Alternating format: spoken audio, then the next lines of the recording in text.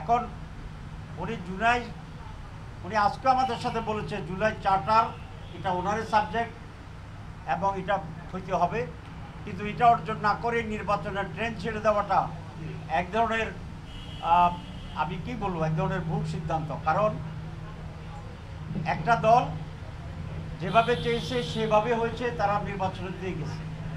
আর বাকি সকল মেজর দল কিন্তু আমরা এই বিষয়ে এক আছি যে জুলাই সনদের বাস্তবায়ন করতে হবে। শুধু আমরা এর জন্য লড়াই করছি, দাবি করছি, আর একটি দল এটা ছাড়াই এগিয়ে যাচ্ছে।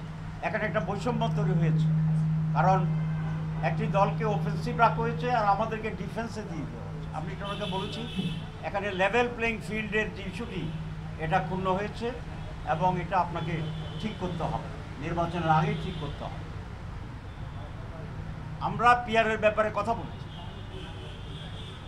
এখন 31টি দল যারা আমরা নির্বাচন কমিশনে আমরা যারা ঐক্যমত্য কমিশনে রিফর্মসে ছিলাম, এর ভিতরে 25টি দল পিআর চায়।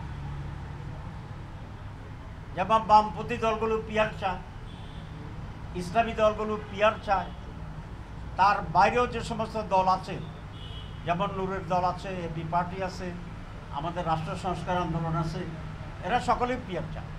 সুতরাং আমরা বলেছি পিআর এদেশের মেজরিটি রাজনৈতিক দল চাচ্ছে, যারা মেজরিটি মানুষকে প্রতিনিধিত্ব করে। আমাদের মাঝে একটু ডিফারেন্স হচ্ছে, অনেক দল আপার হাউসে পিআর চায়, আর আমরা এবং আরও কয়েকটি দল আমরা পুরোটাই পিআর চাই, আপার হাউস লোয়ার হাউস, এখানে পার্থক্য, কিন্তু পিআর সকলে আমরা চাচ্ছি।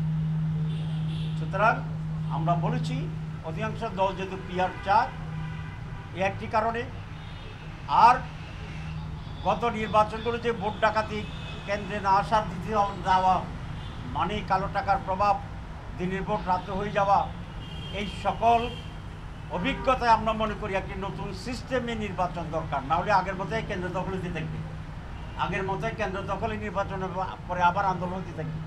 সুতরাং এটাকে থামানোর জন্যে একটি নতুন পদ্ধতি, যেটার ব্যাপারে কেন্দ্র দখল হবে না, কালো টাকার বিষয় হবে না, জোর জবরদস্তি হবে না।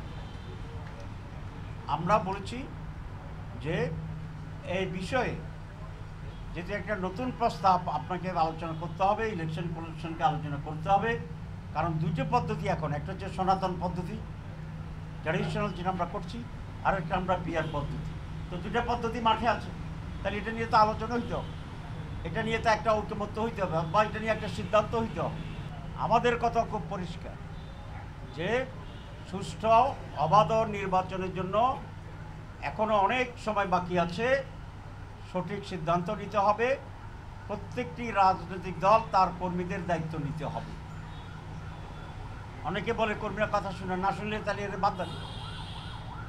যে কথা আরও কথা আছে, আজকে সব বলবো না, কিন্তু প্রত্যেকটি দল তার দায়িত্ব নিতে হবে। আমরা বলেছি যে আগে এক দল বাস স্ট্যান্ড দখলে নিচ্ছে, এখন আরেক দল বাস স্ট্যান্ডে দখল করছে। দল বলল না, একটা গ্রুপ। দল বলি তো পুরো দল বোঝায়।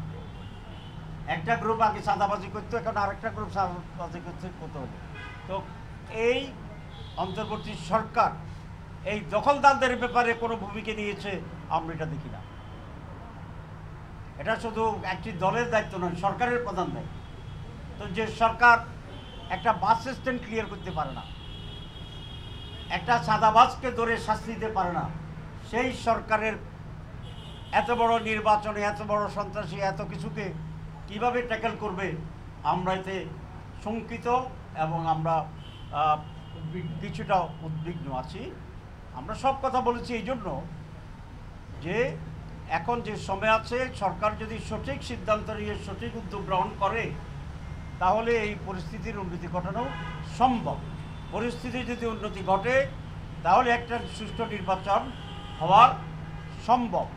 আর সেরকম একটি পরিবেশে সকল রাজনৈতিক দল ফেসিবাদ ছাড়া আমরা উৎসবমুখরভাবে এই নির্বাচনে নির্ধারিত তারিখে অংশগ্রহণ করা সম্ভব, এবং সেটা হওয়া উচিত। যদি তার ব্যত্যয় ঘটে, তাহলে বাংলাদেশ এক বিশাল নৈরাজ্যের দিকে চলে যাবে। এবং নির্বাচনে আমরা যেটা দেখছি, মনে হয় যেন কোনো জায়গা থেকে এক ধরনের নীল নকশার নির্বাচন আবার করা যায় কি না সেরকম উদ্যোগ করছে। আমরা এবারে স্পষ্ট বলি, কোনো নীল নকশা বাংলাদেশে বাস্তবায়িত হবে না, হতে দেওয়া হবে না। এবং এই সরকারকে জাতিকে নিয়ে সেই উদ্যোগ নিয়ে সেই পরিস্থিতিকে নিশ্চিত করতে হবে। আর যদি সেরকম একটি সুষ্ঠু অবাধ নির্বাচনের দিকে না গিয়ে দেশ যদি পরিকল্পিত একটি ডিজাইন ইলেকশনের দিকে যায়, তাহলে গণতন্ত্রকামী দেশপ্রেমিক ভারত বিরোধী শক্তির পক্ষে এরকম পরিকল্পিত নীল নকশার নির্বাচনে অংশগ্রহণ করার সুযোগটা সংকুচিত হয়ে যাবে।